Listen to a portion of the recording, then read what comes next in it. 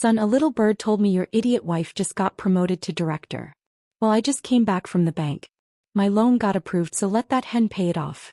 And don't you dare argue, or I'll throw both of you out of the apartment without even blinking, said my mother-in-law. Her voice echoed through the small kitchen like a punch to the stomach. I stood quietly in the hallway, key still in hand, coat still on. She hadn't seen me yet. My name is Sierra Lauren. I'm 32. And if you think this is just another overbearing mother-in-law story, wait. How many times can you pretend not to hear someone tearing your worth into ribbons? I stepped forward, just enough for her to see me standing there. She blinked. Oh, look who's home early. We were just talking about the hen. That's fine, I said, placing my bag on the table. Just remember, hens don't crow. They build. Her smirk faltered. I turned to my husband. You knew about this loan? He opened his mouth, then closed it. I didn't agree to be anyone's silent wallet, I said calmly. Not yours. Not hers. Then I took a deep breath, reached into my coat pocket and pulled out a folder. I signed for something too today, I said. A house in my name only. And I'll be moving out tonight. Her teacup slipped and shattered. The silence that followed was delicious. Loud, final, irreversible. My husband stammered first. Sierra, wait. We were going to talk about this. You were going to tell me, I corrected, sliding my wedding ring off and placing it beside the shattered cup. Just like she tells you. Just like she tells us what to pay, what to tolerate. My mother-in-law stepped forward, finger raised. You ungrateful girl. My son gave you everything. That promotion, that's because of his sacrifices. Our contacts, our apartment, our food, even that car. Paid for by us. I cut in calm as ever. And you know it isn't true. You just hoped I'd be too polite to remind you. She opened her mouth, but I wasn't done. The bank didn't approve your loan because of your business plan. They approved it because of my income, because you used my name as your co-signer, without asking. She flinched. I revoked that co-signature today. Legally, the loan will now be evaluated based only on your records. I dropped the printout onto the table. With your debt ratio, they'll be calling you any minute. I turned to leave. If you step out that door, she hissed, don't you ever come back. I paused. I wasn't planning to. But thank you for making it easier. She didn't see the silent figure waiting by the elevator. My brother, arms folded, suitcase packed. She didn't know he had recorded everything. She definitely didn't expect what he'd reveal. He stepped out of the shadows like he'd been waiting for this moment his whole life. Nice performance in there, he said. Glad I caught the encore. You're here? I breathed. I've been living in a rental on the next block. Watching. Recording. Gathering proof. He held up his phone. Every time they humiliated you. Every time they called you a burden. Every time she used your name for money. Why? I whispered. He looked down, jaw tight. Because I know what it's like to be their pawn. You think she's bad to you? Try being the less useful son. When I stopped sending money, she cut me off like I never existed. She said you left, I whispered. Said you wanted nothing to do with us. He scoffed. I begged to stay. I offered to clean, to do repairs. Anything. She called me pathetic. Then he handed me a folder. Inside were property papers, medical bills, a secret account. All under my name. She's been funneling your bonuses and promotions into an account she controls. Look at the dates. Every raise you got? She filed banking changes behind your back. My stomach dropped. She said she'd handle the paperwork when I got promoted. She handled it all right. Then, like fate had been listening, the phone rang. The bank. And their first question. Why did your co-signer rescind her authorization this morning? My mother-in-law stormed out in her slippers, yelling into the phone. But the damage was already spreading. Minutes later, she banged on our door like a hurricane. What the hell did you do, you ungrateful little rat? I'll fix this. I stayed seated, calm. My husband stood stiff beside me. My brother pressed play. Her voice filled the room. Of course she doesn't know I changed the account. She's too busy working like a donkey to notice. I'll just say it's for rent. Another clip.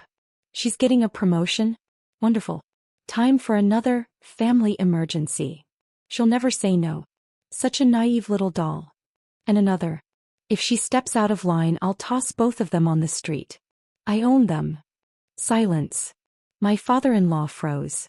My husband finally spoke. I've been blind. I thought this was just tension. But you used her. Used us. And you enjoyed it. It was a joke, she tried. No, my brother said. It was a pattern. He lifted a thick file. This entire folder, including forged documents, has already been sent to our lawyer. The bank's fraud department is notified. Tomorrow your employer's legal team gets copies too. You wouldn't dare, she whispered. Oh, he said. I would. And I'm just getting started. She reached for her phone but the call failed. My husband had already blocked her. She looked at me. You let him do this? I didn't let him do anything, I said. I just stopped protecting you. Somewhere inside her she knew the control was slipping. She didn't scream. She didn't beg. She just stood there, cracked like a statue refusing to fall. Then slowly she smiled. You all think you've won. You have no idea what I've done for this family, what I've sacrificed. You'll come crawling back. You always do. With that she turned and walked out. Not defeated, dangerous. That night my husband sat beside me, the glow of the lamp washing over his face. I'm sorry, he said quietly. I let her treat you like a bank, like a maid. I saw it. I just thought if I ignored it, it would go away. I leaned into him, exhausted. I didn't marry you to protect me from her. I married you because you never let the world change your heart. I paused. She tried. But I changed before she could. We sat in silence until his phone buzzed. A message from the landlord. Just got a call from your mother-in-law. She asked to be taken off the lease. Apparently she hasn't paid rent once in 5 years. You're liable for the back amount unless you prove fraud. I need documentation by Monday. My husband muttered, she's faster than we thought. She's going to bury us in legal mess. And now the lease? She's burning every bridge. But I just stared at the screen. No, I said softly. She's building a story. She wants to look like we kicked her out. Like we left her broke and humiliated. She's setting up sympathy, not war. He looked at me. What do we do? I stood, walked to the cabinet and pulled out a pale blue folder. She's not the only one who kept records, I said. Let's remind her who she underestimated. Because if she wants to play victim, I'll show the world what her cruelty really cost. Monday morning. I walked into the housing office with that pale blue folder clutched in my hands. Inside were 5 years of bank transfers, signed agreements, text messages begging for extensions, and most importantly, a voice memo from 2 years ago. Her voice drunk and vicious. You better be grateful I let you two live here. You'll pay every bill and still thank me. I'm the queen of this damn apartment. I handed everything over. The officer raised an eyebrow as he flipped through the documents. This is enough to open a fraud inquiry, he said. Especially with your husband being the only official leaseholder. She bullied you both, emotionally and financially. We have proof. He nodded. You'll be contacted once it's reviewed. But from what I see here, you're in the clear. She isn't. I stepped into the parking lot and called my husband. It's done, I said. Are you okay? He asked. I think I am. But I wasn't ready for what came next. By evening, my mother-in-law posted a public video. She sat on a couch with tissues in hand, surrounded by old wedding photos and childhood drawings. My husband's, of course. With a trembling voice, she said, I gave them everything, and now they've turned on me. My daughter-in-law had me evicted. My own son won't return my calls. I'm alone. No money. No home. The comments section exploded. How can a wife separate a mother from her son? She just wanted the apartment. Director of finance? More like director of heartlessness. He was good. Very good. By midnight, 2 local blogs picked up the story. The sympathy wave rolled. And she tagged my company. That's when I knew she wasn't done. She didn't want shelter, she wanted ruin. But what she didn't know. I had one last move left. And it wasn't just personal. It was public. The next day, I created a private folder. No passwords, no commentary, just one sentence. In case you want both sides. Then I sent the link anonymously to the same blogs. Every influencer who reshared her sob story. A few online lawyers who specialized in exposing fake victims. Inside the folder. The voice memo, "You'll pay every bill and thank me." Screenshots of bank transfers from our account to hers every month. Texts where she threatened to fake illness unless we bought her groceries. And the kicker. A legal notice proving she falsely claimed ownership of the apartment. No captions. No explanations. The truth didn't need help. By noon, one blog updated their post. Update. New evidence surfaces in viral mother-son dispute. Viewers divided. Then came the comments. Wait. She never owned the apartment? Why lie about being evicted if she wasn't even on the lease? This is insane. She tried to fight back. Posted another video crying harder, this time in front of a church. But sympathy was slipping. The truth doesn't need to scream. Just waits. Then the email came. A company message. Due to recent social media activity, we're pausing public-facing projects you're attached to. Internal HR would like to speak with you. I closed my laptop. She hadn't destroyed my job. But she'd stained my name. I walked into our empty living room. The couch she used to sit on was gone. Her scent, her framed photos, her endless commentary, all gone. But the weight still lingered.